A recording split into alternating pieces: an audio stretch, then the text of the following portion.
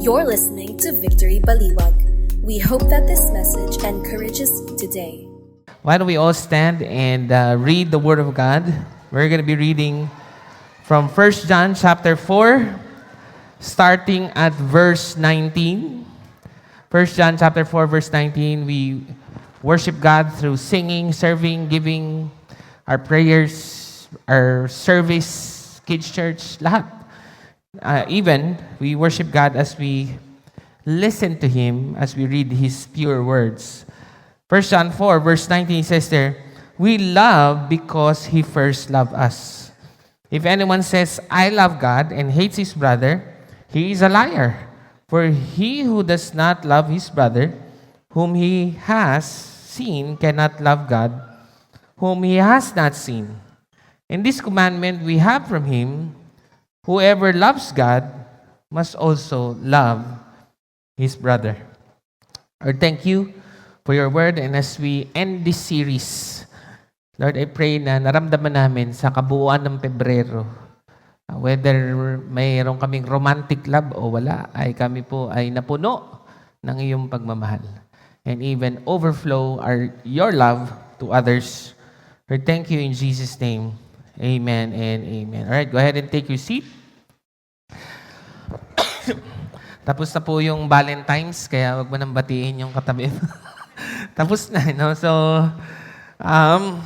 as we end this series, ganda lang nung sa orphanage, kasi today we're gonna talk about responding to God's perfect love. Na, basically, the verse is, we love because He first loved us. So, bakit tayo pupunta sa orphanage? Kasi nga, sobra tayo. Sino sa inyo na-bless ka sa pagmamahal ni Lord? Di ba? Tapos sa sobrang blessed mo, parang, alam mo yun, minsan ako, pag naramdaman ko yung pagmamahal ni Lord, parang naglalakad ako, nakangiti ako. Gano'n, no? Parang lutang, no? May katabi ka rito, para ba lutang? Kasi, mahal naman niya si Lord. Kaya lang, so, kung minsan, naghanap tayo ng outlet, no? Minsan, sobra-sobra yung nare-receive natin pagmamahal. Saan kaya natin to dadalin?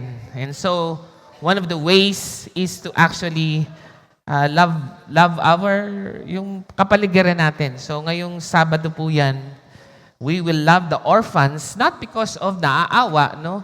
Hindi po ibig sabihin na, mga kapatid, na yung mundo po ay hindi marunong magmahal.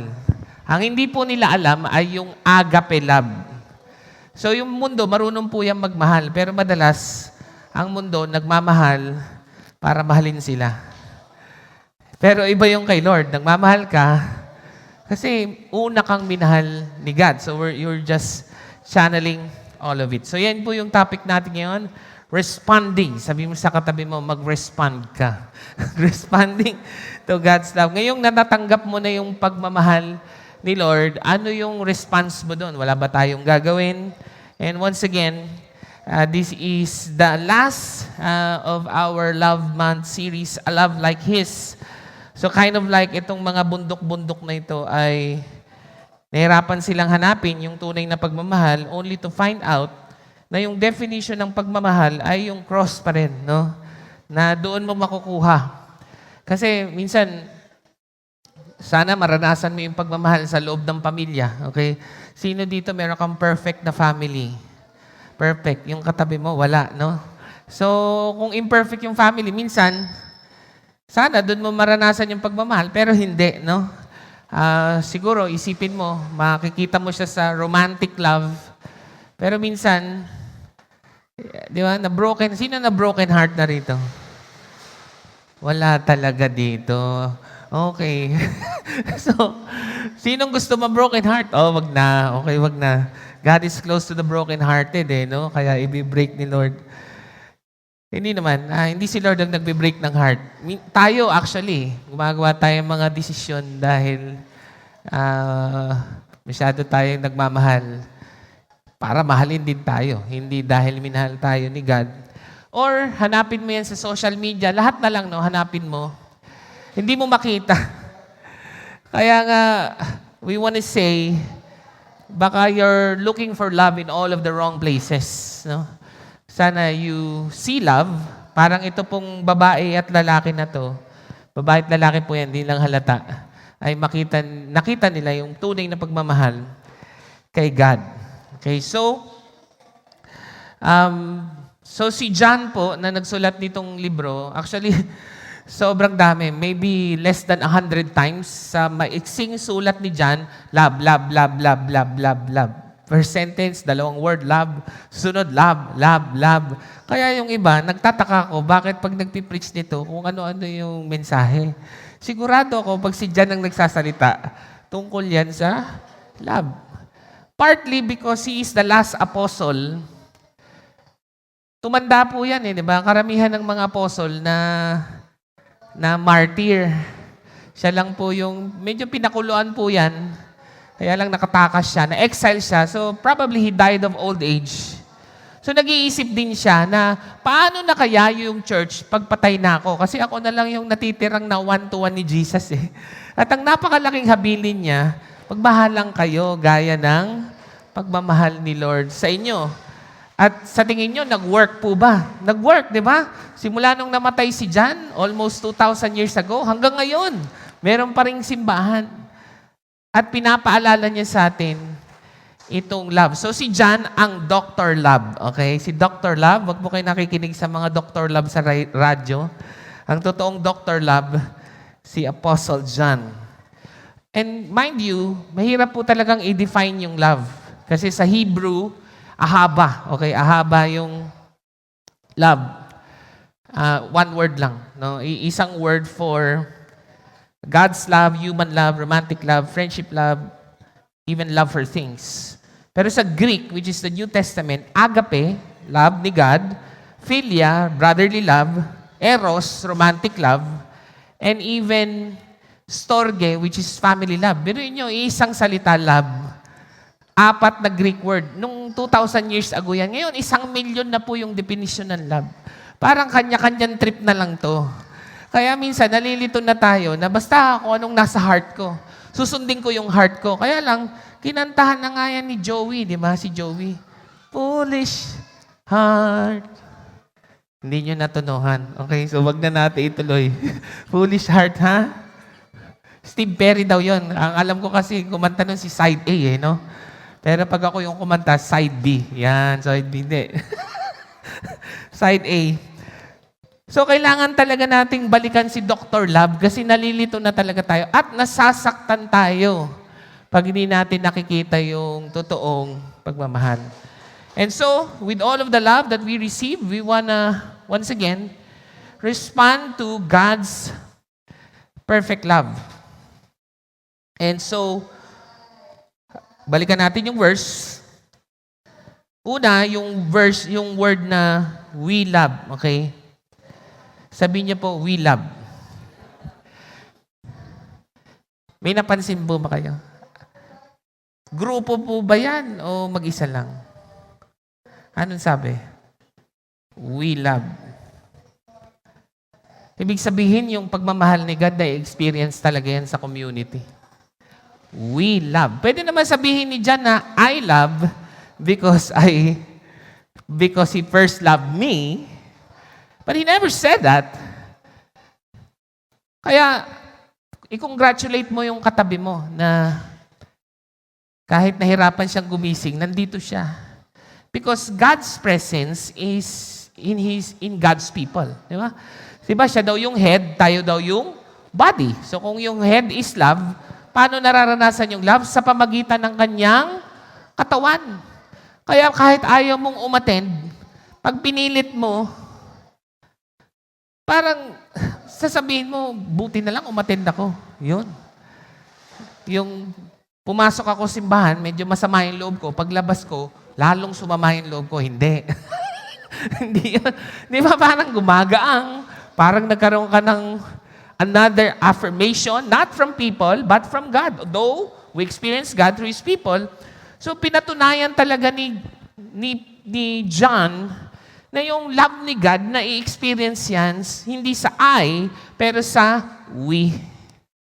Although minsan, siyempre mas gusto natin maging selfish, no? Maging mag-isa. Pag medyo na di-discomfort na tayo, ayaw na nating makisama. Minsan nga gusto mo nang iwanan yung asawa mo, di ba? Pero minsan, mas nararanasan mo talaga yung love mo. Walang natawa doon ha. Parang walang nagtatangka. Ang galing naman. Tayo lang pala yung love, no? Na minsan, di okay lang kami. Baka mamaya isipin nyo, on the rocks na yung marriage namin. Hindi naman. On the sand. On the sand. Okay, so mas lalong lumala, no? Hindi naman. Yung foundation niya ay na kay God. Okay, so, we love, no? Yung love ni God na experience through community. Kaya ang ganda nung orphanage. Because we're gonna experience it as a we. Yung totoo, kahit naman nakaupo ako lang dyan, alam nyo, ma-attend din ako ng service dito. Lalo na sa 5. Pastor din ako pero pag nakaupo ako dyan, hindi naman ako nag-a-assess na mali yung sinabi niya. Hindi ganun eh. Parang sabi, Lord, mahalin mo naman ako. Pero na-experience yung love, hindi sa I, pero sa we. Kaya, we love, bakit daw natin nararanasan yung love? Because He first loved us.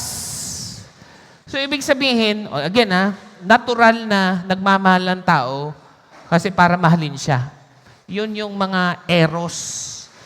Kung meron mang pinasikat nitong Feb 14 kung bakit napakamahal ng bulaklak, ano po yun? Eros lang. Pero sa totoo, hindi lang naman eros ang pagmamahal. Agape rin. So ang pinag-uusapan po rito, hindi lamang eros, pero agape. So it's a supernatural love. It seems to be an unconditional love. John emphasizes that divine love comes from the Father. And as we review from the previous weeks, as manifested on the cross through His Son, defines God's children. Na yung cross and love, cross equals love equals we love. Yung children. Yun yung nag-identify sa atin. We are born of love, which means born of God, which means kung ikaw ay born again and you know God, therefore, kung anak ka ni God, di kamukha mo si God. Ano ba yung nature ni God? Love. So therefore, what identifies us is agape love. And so, I hope na-appreciate nyo yung katabi nyo lagi. Okay? Sabi mo sa katabi mo, salamat, nandito ka. Di ba? Okay naman yung nanonood ng mga devotion, di ba? Okay naman yan. Tinan mo. Grabe, walang nag-aabot ng tubig pag mag-isa ka lang, di ba? So, thank you sa ating admin. Tinan mo, may pa-electric pan pa. Tinan mo. Oh. Mga kapatid, joke lang. Di wag na. May patisyo pa. Kita mo Pero alam mo, sinenyasan niya ng asawa ko. Bakit? Ganyan. Sige. Wala namang problema ang pinapawisan. Basta may nagpupunas. Di ba? Ganun. So basically, first idea, para po bago tayo magkagulo na rito, loving others is rooted in God's love. Okay, we love each other. Ang ugat nito ay yung cross. Kung na-receive mo yon, magmamanifest yon sa iba. So, ibig sabihin, this love is not self-generated. You don't, para kasing hinuhugot sa loob no? Para, hindi.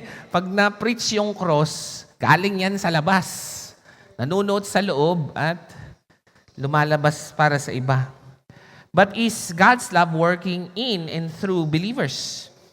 As believers abide in God, His love becomes their love, not apart from them, but through them. Ibig sabihin, yung love ni God ay na-express not apart from us, but through us. Okay, kaya nga ang ganda nung gagawin natin sa orphanage. Kasi parang tayo yung kamay at paa ni Kristo upang mahalin niya yung mga tao. So, hindi po nahihiwala yung love of God and love of neighbor. Napansin niyo ba yun? Dahil mahal mo si God, parang i-extend mo tong love na ito. That's how you respond. And again, ang kausap ni John dito ay yung mga naka-experience na ng love niya. Okay? Para ito ay mag-manifest sa iba. Again, ang context nito, kaya to sinulat ni John, namamayag po yung katuroang Gnosticism, no? Nung panahong ito. At yung Gnosticism comes from the word gnosis, which means secret knowledge. Na parang nagtataka si John na parang yung pagiging Kristiyano ay sikretong kaalaman lamang na hindi nagmamanifest sa pagmamahal. Sabi niya parang may mali doon. Hindi parang mali talaga because God, though He is a Spirit, expresses love for us by sending His Son. Talagang bumaba rito in the flesh, namatay sa krus. So hindi sikreto yun, mga kapatid. Kaya hindi po secret society or secret knowledge ang Christianity. It manifests itself in love. And so loving God and others is a response to God's love and extending it to others. Now, alam ko na kung bakit mahihirapan tayong magmahal ng iba. Sino sa inyo na meron kang tao na pag naisip mo parang mahirap mahalin? Di ba? Bakit kaya tayo hindi magmamahal? Siyempre, madaling magmahal romantically, di ba? Yung pag kami sumasagot, I love you too. Yung ba ganun, di ba? Pero pag yung minamahal mo, no response, o kaya minamahal mo na nga, nagre-rebelde pa. Paano kaya ito? May isipin mo, siguro tigilan na natin ito. Isang kahibangan nito. So, ang kalaban talaga ng love ay selfishness, no? Kasi yung love parang it seems that you're serving others, pero at some point, pag pagod ka na, gusto mo nang pasayahin yung iyong sarili. Kaya yung mundo, pinopromote po, hindi loving others, self-love. Self-love. Now, papakita ko po sa inyo, meron po tayong study, ginawa po sa US, and even in Europe. Ang tawag po dito sa study na to is the happiness plateau. Ano po ba yung plateau? Ito yung kinakainan pag dinner, plateau. Hindi, plateau, ibig sabihin, yung gumagana, tapos, wala na. Diba? So, ano po yung... Kasi parang ang kalaban po niyan, hindi, ayoko niyan. Kahit anong pagkumbinsi mo, pastor, hindi ko mamahalin tong katabi ko. Basta nag-check lang tayo ng attendance dito, pag uwi ko, ang love pa rin, self-love. Hindi we love. I love myself. And even if you love others romantically, pero walang commitment, baga, mahal lang kita kasi para mahalin mo ako. Pero pag hindi mo na ako mahal, hindi na rin kita mahal. Parang gano'n eh. No? Kaya nga yung marriage, di ba? Medyo kakaibang pagmamahal. Medyo God's love din yon, di ba? Sino sa inyo may asawa, taas ang kamay? Sino sa inyo nahihirapan ka na dyan sa katabi mo? Pero tingnan mo, hindi mo iniiwan kasi hindi self-love yun eh, di ba? Hindi pa yun yung mga pakilig, no? Na mga pag Valentine's, saya-saya ninyo. Pero pag hindi ka niya na mahal, hindi mo na rin siya mahal. Iba yung marriage eh. Kahit ayaw mo na, gusto pa rin ni Lord, kaya aayusin natin to. So, ito po yan, ano? Pangontra po sa self-love, ang dami pong study niyan. Yung ito pong nasa baba, nasa gilid, ito po yung happiness index. Okay? Tapos yung sa baba ay income. Na kapag ang income mo nasa 100,000, 200, ganyan, ano? Pero sa ibang bansa to. So, pag nasa 60, siguro kasi hindi pa nami-meet masyado yung needs. So, below ano yan, below 100,000. Sino dito below 100,000? Huwag na kayo magtaas na kamay. Lahat tayo. Okay? Kung meron mang above, huwag ka na rin magtaas. Mauutangan ka. Okay, so, tingnan mo. Siyempre, pag na-promote ka, medyo umaangat. No?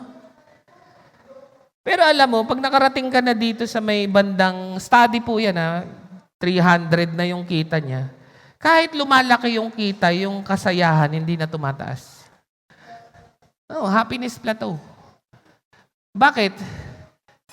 Kaya naman sumasaya yung nandun sa baba kasi mayroon pa silang nakikitang mga pangangailangan at kapag binibigay, natutugunan. Pero kung you're given more than what you need, then what's given does not make you happy anymore. Yun yung sabi, science yan mga kapatid. O, papatunayan ko sa inyo. Sino ang pinakamayaman sa history ng sangkatauhan? Hindi si Elon Musk. Walang-wala yan kay Solomon. Tingnan nyo, si Solomon ba ay kulang sa pagmamahal? Hindi. Sobra. 1,000 ang asawa. Okay?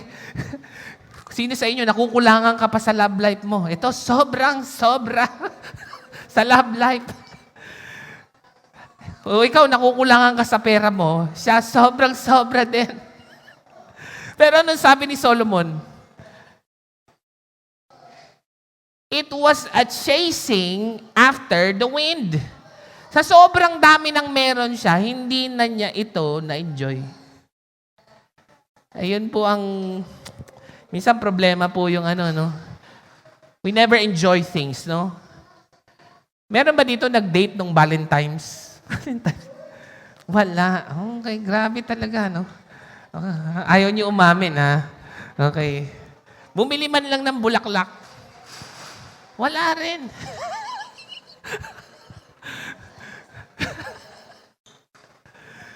So, sino dito mga mag-asawa? Paminsan-minsan nagde-date naman kayo. Nagde-date. Yan, okay, sige. Hindi na lang kayo, kami na lang, no? Minsan pag nagde-date kami, imbis na enjoy namin yung pagkain, sabihin ko, nabayaran na ba yung meral ko? Ganyan kami mag-date. Kamusta yung tuition ng mga bata? Sabi ko. Tapos alam niyo, napansin ko, hindi namin na-enjoy. Kasi sa dulo, lagi lang din kami nag-aaway. Kaya yung mga hindi nagtaas na hindi na nagde-date, lagi kasi nag-aaway. Gumastos pa, nag-aaway pa din. Pag mag-aaway lang kayo, huwag na kayong gumastos. Sayang. Alam niyo kung ba't nag-aaway? Kasi nandyan na yung kaharap mo, may pagkain, pero nakatingin sa social media. Ang hinahanap mo, hindi yung nasa plato mo, ang hinahanap mo yung nandoon sa picture. Kaya sabi ni Solomon, sa sobrang daming meron ako, hindi ko na na-enjoy. Yun yung sobra sa love life, sobra sa pera. Sabi niya, ganito na lang. Ako yung, sabi ni Solomon, nasa akin na yung lahat eh. Okay? Meron ka bang katabi rito? Mukhang nasa kanya na yung lahat. Oh, nasa kanya na lahat ng problema. Hindi. Pero hindi tayo kamukha lahat ni Solomon. Pero example siya eh. Maganda siyang example. Na yung kulang, problema. Yung sobra, problema din. At ang sabi ni Solomon sa Ecclesiastes 9, enjoy your portion. Hindi po natin sinasabing bawal mangarap, pero ito po ang limitation ng self-love. I-enjoy mo yung meron ka. At ang sabi pa ni Solomon, mamamatay ka rin naman eh. Ganon, tinan mo yung katabi mo. Ang daming binibili niyan sa Shopee, mamamatay din yan. Hindi, anong point ko? Ang dami nating pinapangarap, hindi na natin na-enjoy kung ano yung binibigay ni Lord. We love because He first loved us. Tingnan mo, tutulong ako sa orphanage kapag may ganito na. Tutulong ako. Minsan wala nang oportunidad. Wala naman sinabing magbigay ka ng limpak-limpak eh. Ang ibibigay mo, yung natanggap mo lang. Ang problema, dahil lagi tayong nakatingin sa iba, what's next? Naku, maniwala kayo. When everything that you need is there, the happiness will plateau because the overflow is not for you. It is that you will love others. Yung pong fulfillment ay nasa pagmamahal sa iba. Hindi po sa pagmamahal sa sarili lamang. Um, Kaya isipin ninyo, nakatanggap na ba kayo ng pagmamahal ni God? Ang tanong, nagde-daydream ba kayo? Yung, tingnan nyo, kunwari, ganito lang, no? Tingnan mo yung katabi mo. Nakatingin yan sa akin, pero nag-iisip na yan, ano kaya papanoorin ko sa Netflix mamaya? Tapusin mo na yan, basta. Tingnan nyo. Tingnan nyo, nakikinig kayo dito, pero iniisip nyo rin, manonood pa ako ng ibang service mamaya eh. Oo naman, manood ka pa rin ng ibang service kung gusto mo. Nandito ka na eh. Meron nga dyan nakakatawa. Baka may nanonood ng service habang nag-preach ako dito. Di ba? Parang, sa social media ka pa. Parang, we're never really here, no? Never really here. That's the reason why sometimes self-love does not allow us to receive what God is giving us right now so that we can extend it to others. And so, pero ito po siya. Confidence in God's love and responsibility. Ano yung sabi ng verse natin last week sa verse 18? Perfect love drives out fear. Oh, here's the thing, no? Perfect love frees us from fear, but it does not free us from responsibility. Okay? Yung ating pong mga responsibilidad upang mahalin ang ating pamilya at mga anak, ang ating simbahan, at kung sino pang gustong ipamahal sa atin ni Lord, hindi po nawawala yun. Ang nawawala yung takot. Ibig sabihin, minamahal mo yung asawa mo, hindi na lang yan para mahalin ka niya. Kasi baka iwanan ka niya. Parang ganun eh. Hindi mo na lang minamahal yung anak mo, kasi baka iwanan ka niya. Hindi, minamahal mo siya nang walang takot. Kasi, punong-puno ka naman na ng pagmamahal ni Lord. At isa pa, you don't experience it as alone, but we love. We experience that in a community. Kasi hindi po pwede na ang pagmamahal ay head knowledge lamang. Okay? Meron pong grace si Lord to apply. Okay, I'll give you an example. No? Sino sa inyo, kasama na ako, naniniwala, kailangan mag-exercise, taas ang kamay. Sino sa inyo, kahit naniniwala ka, hindi ka nag-exercise. Di ba parang, di ba? So, kita nyo, yung kaalaman, tsaka yung responsibilidad, magkaiba yun. Yun na nga yung problema nitong Gnosticism, puro kaalaman, walang manifestation, walang responsibilidad, walang paggawa. O, hindi po naman natin sinasabi na matakot kayo dahil hindi kayo gumagawa. Yun na nga eh. This love frees us from fear, but it does not free us from responsibility of loving others. Why? Because this is not a secret knowledge. If this is true knowledge, it will manifest itself in loving others. Okay, so, kaya kailangan hindi lang po knowledge, as per knowledge say, but knowledge in the Bible means intimacy with God. Because Adam knew Eve and they bore Cain. Yun, nakalagay sa Genesis 4. Yun yung use ng word. Alam natin, nakilala natin si God if we're bearing the fruit. And the fruit of the Spirit is love, joy, peace, patience, kindness, gentleness, self-control. Amongst these things, there is no law. Okay, so, ito po, no? I'm getting ahead of myself, pero para lang mag-gets ninyo kagad. Hindi kayo mawala. Hindi po masama yung self-love, eh, no? Hindi naman din po masama na may mahaling ka na parang desire mo. But the point that what John is making is the order of your loves. Order ng pagmamahal. Sino yung una? Alam ko naman marami tayong minamahal. Maliban pa kay Lord, mahal ko yung aking asawa.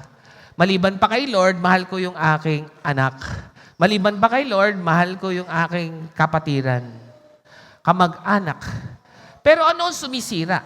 Ang sumisira, kung sino yung nauuna diyan sa pagmamahal na yan.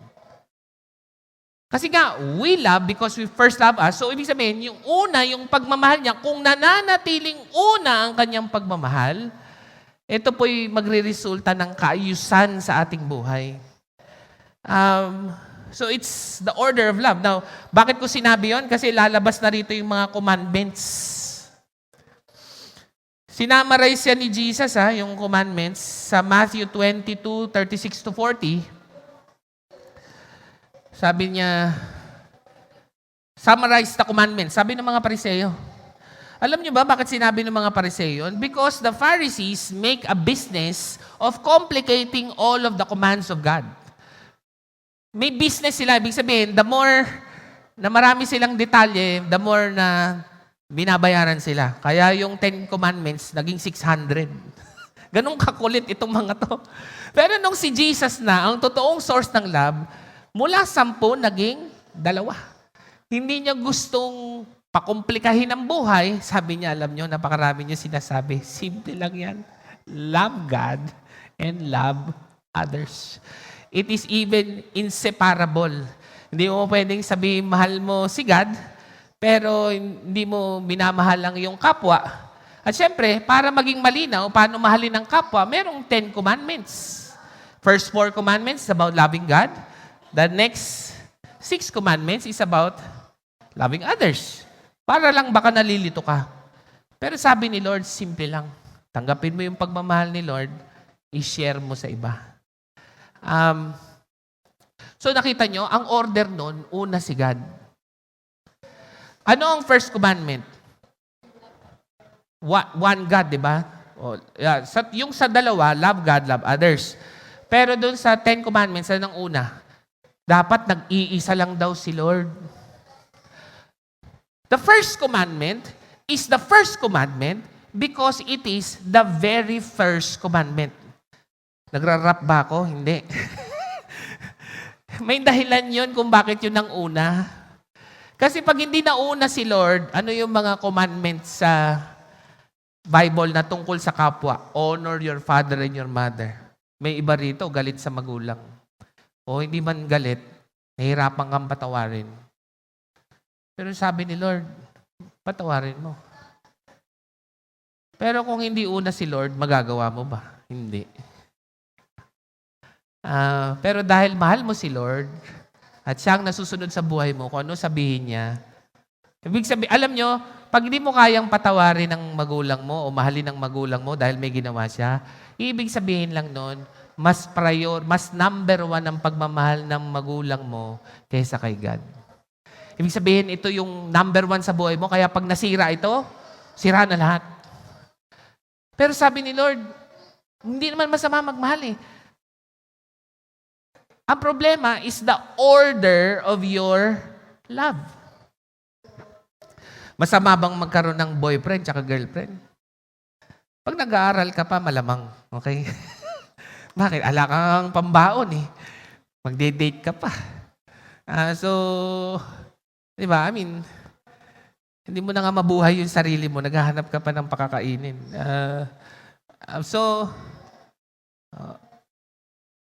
Pero tingnan mo. Bago ka nagka-girlfriend, interesado ka ditong umattend. Pero nung nagka-girlfriend ka na, lumiliban ka na. Nawawala ka na sa church. O anong talagang dahilan? Order. Hindi mo talaga mahal si God. Kaya ka lang nandito kasi nanghihingi ka ng girlfriend. Kaya nung binigay na yung girlfriend, nawala ka na. Ito problema. Pag nag-break kayo niyan, wasak ang buhay mo. Samantalang si God, hindi ka iiwan nito kahit kailan, hindi ka pababayaan. Nasisira po kasi yung order. Now, ano bang pinagpapatunguhan ko dyan? If anyone says, I love God and hates his brother, so love God, love others, he is a liar, for he who does not love his brother whom he has seen cannot love God whom he has not seen.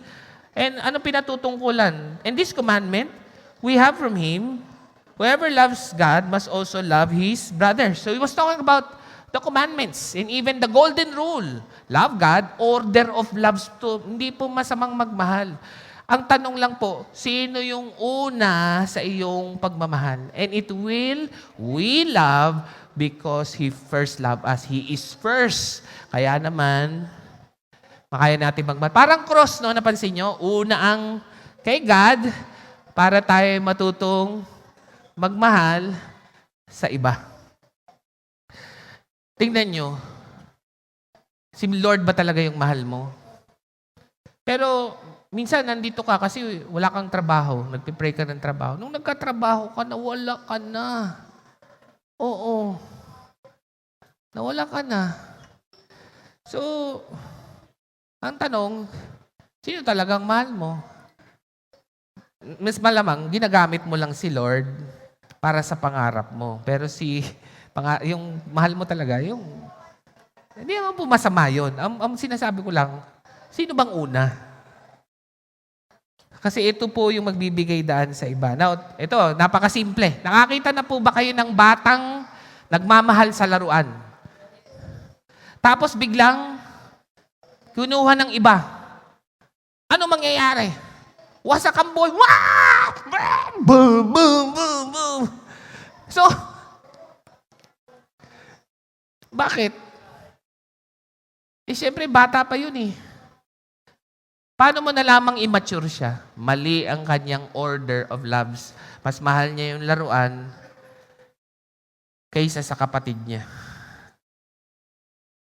Naiintindihan niyo ba yun?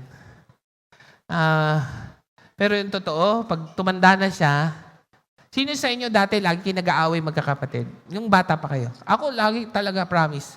Pero nung tumanda na kami, nag-aaway pa rin. Hindi, joke lang. Nagmamahalan na kami kasi iniisip ko, pag nawala ang mga magulang ko, sino na lang kapamilya ko? Sila na lang. Kaya natuto na akong maintindihan yung mga kapatid ko at sila naman, iniintindi nila ako. Wala namang iba mag-iintindihan dito, kundi kami. Kami lang iisa ng magulang. Pero tingnan nyo, minsan pag-aawayan pa ninyo yung pera. Ano bang mas mahalaga? Hindi ko sinasabing magpaapi kayo sa bawat isa. Pero minsan, we fail to follow God's love because of the order of our priorities. Tingnan nyo ha. Nag-aalala ba ako na pagkatapos ng service, magkakasala kayo? Hindi. Kasi lahat naman nagkakasala eh. Nag-aalala ako na merong aagaw ng inyong puso. Oh, yun totoo. Pag may iba ka ng mahal, kahit anong daldal ko rito, maniwala ka. Pag hindi una si Lord, wala kang maririnig. And in fact, you would only use God for your number one love. I don't know what that is. Pero sabi ni Lord, naku, iayos mo. Humingi ka ng tulong kay Lord. Because we love, because He first loved us. We can obey the teaching of Christ. Kaya nga, sabi rin, si John ang nagsulat nito, hindi ko na papakita. Revelations 2:45, sabi niya, ang galing-galing niyo sa ministry, successful kayo sa buhay. Ano sabi? But I have this against you, you have forgotten your first love. Tingnan niyo yung Revelation, anong text yun? Revelation 2:4-5, successful yung church. Pwede pala yun, ano? Na yung katabi mo, mukha bang successful yung katabi mo? Yan, magsasuccessful. Successful din siya sa ministry, successful sa buhay. Sabi niya, galing-galing nyo nga the best kayo sa business, sa government, lahat. Meron lang kayong isang nakalimutan. You have forgotten your first love. So anong encouragement ko sa inyo? Mahalin natin yung Bible. Nisip ko nga paano ba nagiging intimate kay God? Bible. Kausapin mo si Lord. Hindi yung parang nagtitingin ka sa kalawakan, Panginoon, kausapin mo ko. Pag merong bulalakaw, yung mga ganon, ito na nga. Sabi niya, gusto mo bang marinig si Lord? Gusto mo ba siyang makausap? Basahin mo. Hindi ko po marinig Pag nagbabasa, mag-audio Bible ka. Pag nag-audio Bible ka, maririnig mo si Lord.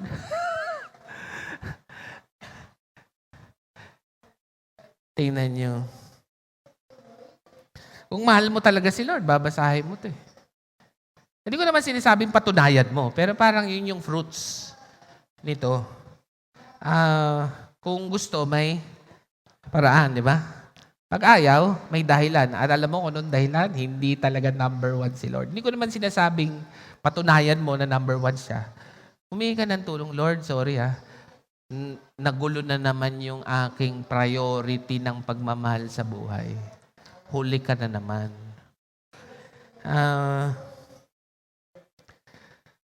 So, para maging malinaw, loving others, si John ang nagsabi, loving others is expressed through hospitality and service. So, example, serving team, di ba? Dito, sa church. Kung sawa ka ng maupo dyan, tama ka. Tama ka. Ibig sabihin, kung marami ka nang natanggap, di ba? Parang, Lord, ano pa ba? Okay? Kaya, okay naman ako sa church hopping, no? Hindi ko naman sinasabing, dito lang kayo kasi pag mamay-ari ko kayo. Hindi ko kayo pag magmay-ari. Si Lord lang may-ari sa inyo. Pero tingnan nyo, kung kayo po'y walang commitment, palipat-lipat, matututo ba kayo magmahal? Hindi eh. Kasi pag nahirapan ka na, alis ka na. Parang ganun eh. So, hindi talaga mahalaga si Lord. Ang mahalaga, yung comfort mo. Kaya yung service kay God. Okay? Hindi ko po kayo ginigil trip. Ang sinasabi ko lang, kung overflowing na kayo ng love, naghahanap kayo ng expression, mag-serve kayo. Maybe through our serving team, maybe through victory groups, pastoral, whatever. No? Kung ano pong kakayanan ninyo, gamitin niyo po ito. Hindi lamang po para sa inyong sarili, kung hindi para po sa iba. Paano po nag-end? First John tayo, no? Nagtapos ang First John sa Third John, no? 3 letter yan. So ito po yung kanyang mga pinatutunguhan na yung mga missionary, ayan na, Coach Carol, missionary pala to tungkol. Walang nagmamahal sa mga missionary, yun pala yung mga hanas ni John. Hindi niya maintindihan bakit yung mga nagpapagal para i-extend yung gospel, walang nagmamahal sa kanila samantalang they're loving others. Parang the missionaries are loving others, why is there nobody loving them? Okay, medyo no? Medyo parang parang pabalik sa akin kasi pastor ako. Pero, wag nyo na lang ako pakinggan. Pakinggan nyo na lang si John, no? Ano sabi niya? Beloved, it is a faithful thing you do in all your efforts for these brothers, strangers as they are. Sinasabi niya, yung mga missionary, mga nag-e-extend ng love ni God, salamat, lalo na kay Gaius, no? Tingnan nyo na lang po sa 3 John. Because of their hospitality, and even, kaya niya to sinasabi, there was a contrast. Balikan nyo na lang sa 2 John verse 10, maiksi lang din, chapter 1 verse 10, na maraming nagre-refuse sa missionaries. Kasi dati, wala naman masyadong simbahan. Kumbaga, kung may nag-share ng gospel doon, wala siyang tutuluyan. Parang si Jesus lang, di ba? Nung ipapanganak sa hayop na natulog. Sabi niya, siyempre, si Jesus, ginibap naman yan lahat. Pero, namatay na si Jesus eh. Meron nang nakareceive ng pagmamahal niya. Bakit naman hindi ito ma-extend ang pagmamahal sa mga taong nagmamahal din naman ng iba? Okay, so, ito, may point po ito, no? Sabi niya, who testified to your love before the church, you will do well to send them on their journey in a manner worthy of God. So, ako po, I encourage you, support our campus missionaries. Alam nyo, napakagagaling naman nila. Hindi naman po nagpaparinig eh. Wala. Talagang nagdadasal lang kay Lord. Pero, isipin ninyo, sino po bang susuporta sa mga missionary? Yung mga hindi Christian. Di ba? Parang nonsense yun, di ba? Sila nga yung nire-reach out eh.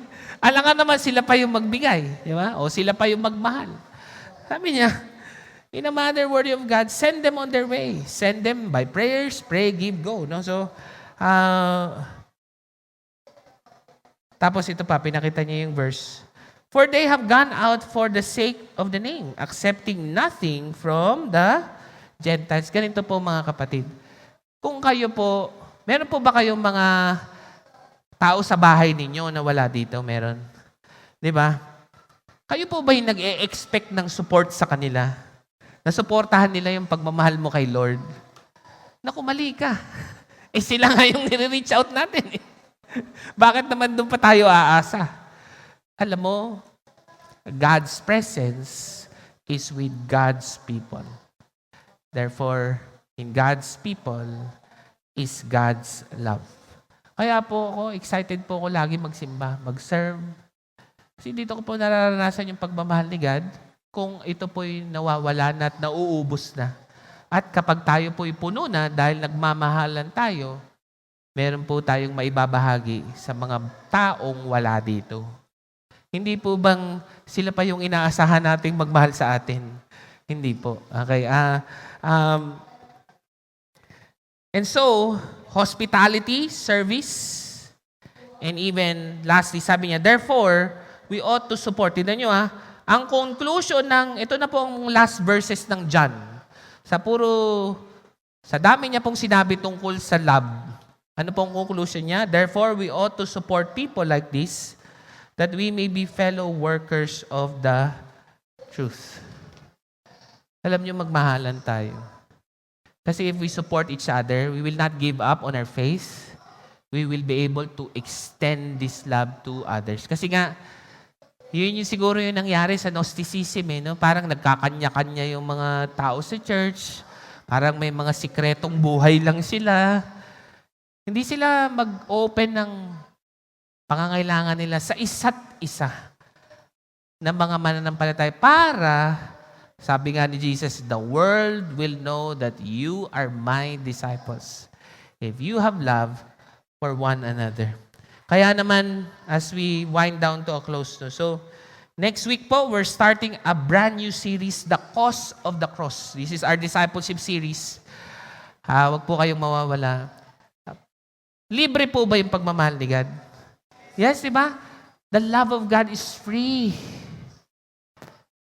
But following Him will cost you your whole life. Ulit libre po ba yung pagmamahal ni Lord? Yes. Unending.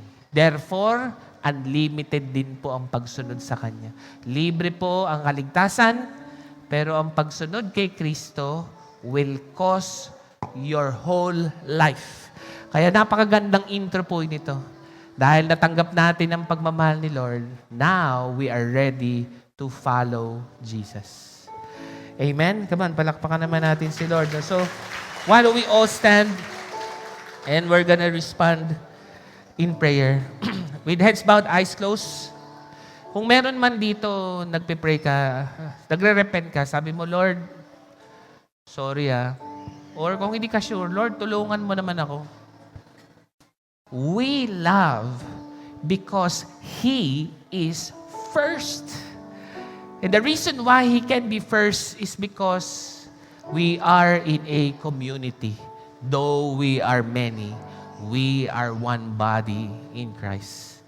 And the nature of that body is love. And so, Lord, kung hindi ka po number one sa buhay namin at hindi kami sure, Lord, humingi po kami ng tawad. Lord, hindi naman namin, alam ko, hindi mo naman gusto na patunayan namin na ikaw ang number one. Pero gusto mo kaming humingi ng tulong at magsisi na manatiling ikaw ang una sa aming buhay. For the first commandment is the first commandment because it is the first commandment. Lord, may your love be number one in our lives. And the second is a result of this. As we love God, we will love our neighbors as ourselves. So kung ikaw yun, just from where you are, pray a prayer of repentance. Sabi mo, Lord, sorry Hindi lang ngayon, malamang araw-araw. Yung trono ng ating puso ay inaagaw ng ibang pagmamahal sa mundo. So Lord, help us.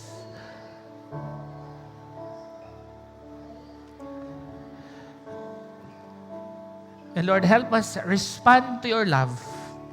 Not alone, but we will love. At sa pagsasara po ng Book of John, 1st, 2nd, 3rd John, it closes with the idea of missionary service, hospitality, and service. Lord, na kami po'y magtutulungan upang ang buong mundo'y makakilala sa iyo.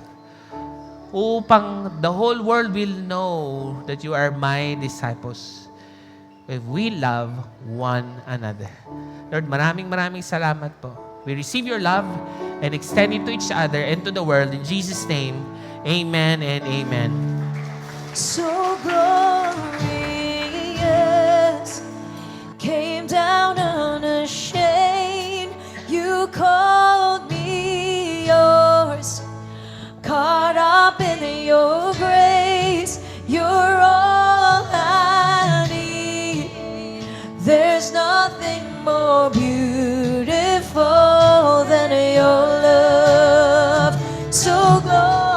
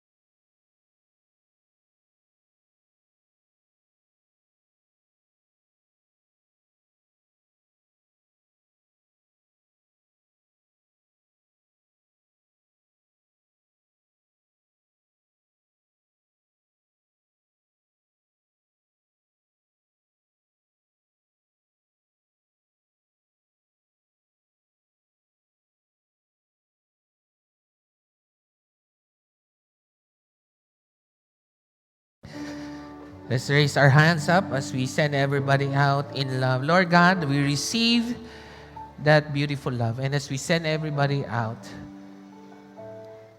Lord, we are being sent out not alone, but together. We love because you are first. Lord, help us as a community to make always your love first in our lives.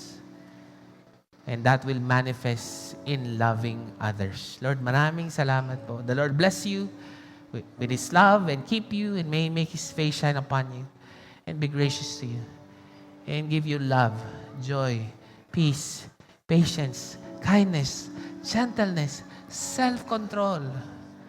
For you are born of God and God's nature is love. The Lord sends you out with a love like His. In Jesus' name, amen and amen. Thank you for listening to Victory Baliwag Podcast. Follow us at Victory Baliwag on Facebook and YouTube for more details as we honor God and make disciples.